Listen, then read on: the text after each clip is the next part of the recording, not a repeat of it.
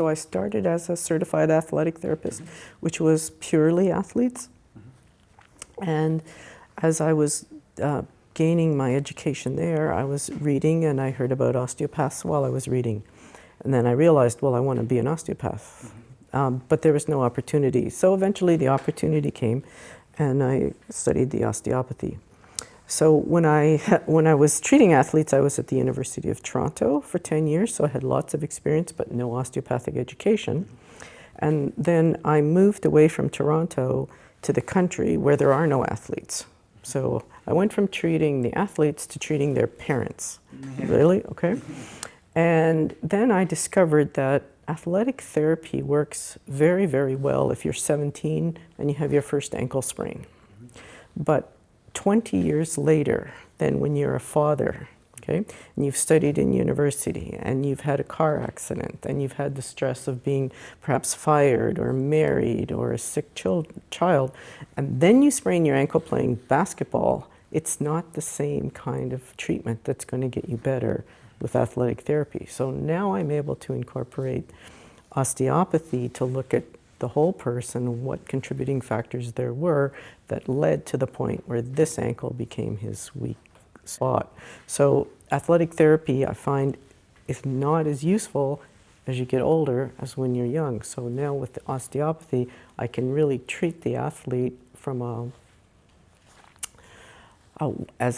what happened to you in your life perspective versus I see your ankle is swollen.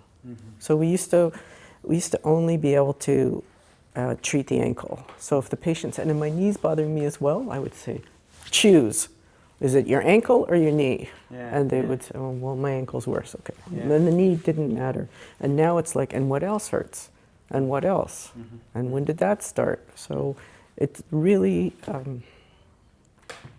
important for the athlete to be looked at as a whole person.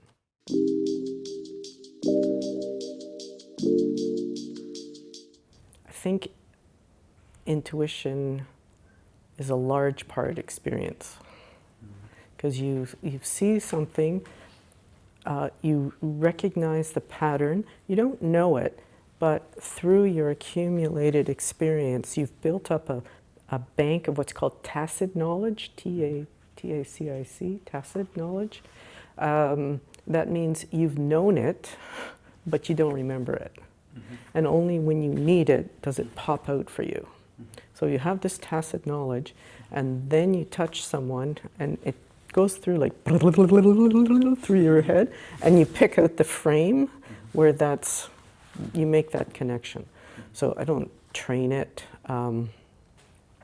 I was allowed to experience it because of specifically where I live.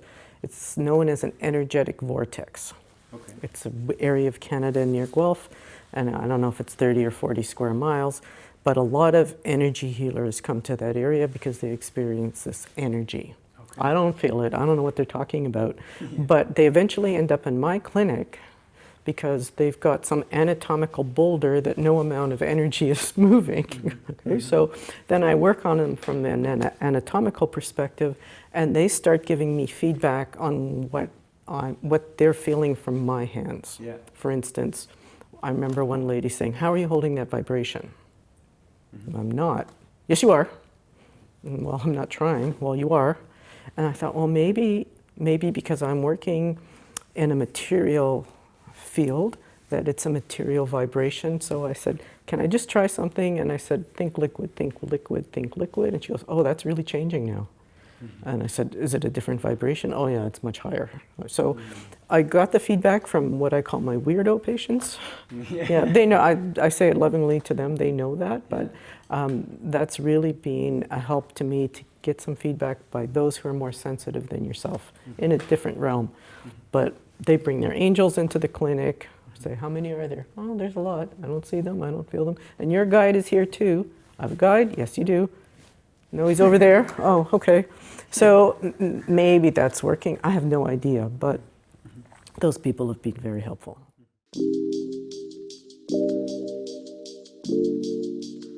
I would say my treatments change in waves, and it usually comes from another idea, or an exposure perhaps I had this weekend that will quickly, and as you age, you have just too much information. So you lose a lot of it, or you try and defrag your memory so you can access it better. But that will go back somewhere, well, I don't even have a memory of it, but it's always percolating. So it comes out again as this tacit knowledge.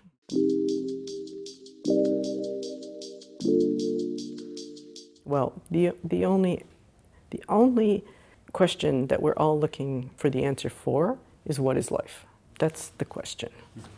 And I think that once you know, you don't have to be here anymore. So I'm not ready to check out. So I'm not ready to ask the question because I don't want to know the answer. But I want to look for the answer. And I think the fun is in trying to find the answer and having discussions with like-minded people and looking in nature and seeing. There was a pear tree in my orchard that a branch had broke, and this branch was lying on the ground, hanging on by a thin piece of bark. And for 3 seasons, it made pears on the ground. And that's the power. I see that power of life. And I know that every person has that power of life. It's like a pilot light always there. So how do you take off the layers to get that pilot light to burn as bright? And then knowing one day, gravity, dehydration, suffocation, it's just going to go out. But you want it to go out just slowly like this. All systems slowing down naturally at the same time, and it's over. Versus an illness which takes out your kidneys, which takes out your liver, which takes out your brain, and you have this discombobulation, just sort of horrible, ugly kind of death.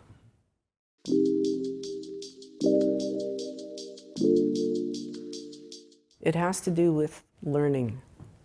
When I went to university, I learned everything I needed to know to set me up to be a sports therapist and an osteopath. But it wasn't presented in that way. The biochemistry tests, physics experiments, what am I going to do with all this? I didn't know. And I don't think you can tell a young person, you have to study this because you're going to need it one day. It's like saying to a little kid, brush your teeth. Why?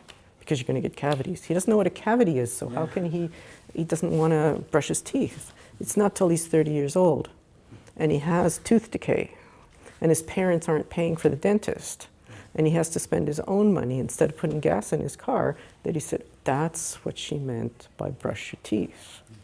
So when I say study in university, study stuff that you don't think is important, because it is important. It helps your learning. Everything's important. You just don't know why.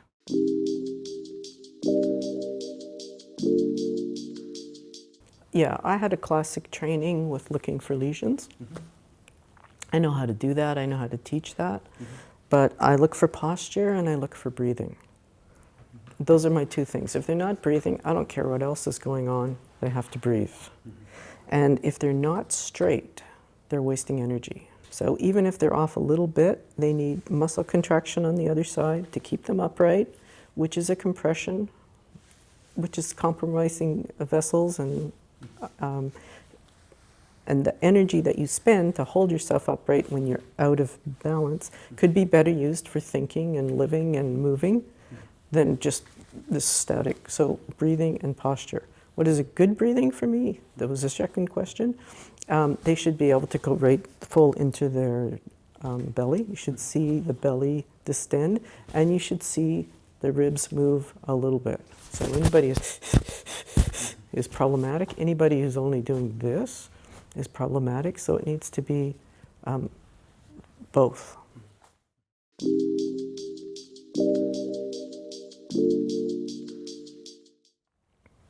You don't do osteopathy, you live osteopathy. You have to live it, yeah. So if you think you can just go to school and then go to the office and not think osteopathically the rest of the time, you're going to really shortchange yourself. So I think differently because I'm an osteopath. I look for the easy way to a solution rather than hard way solution. I try not to give resistance because that's a waste of energy. So I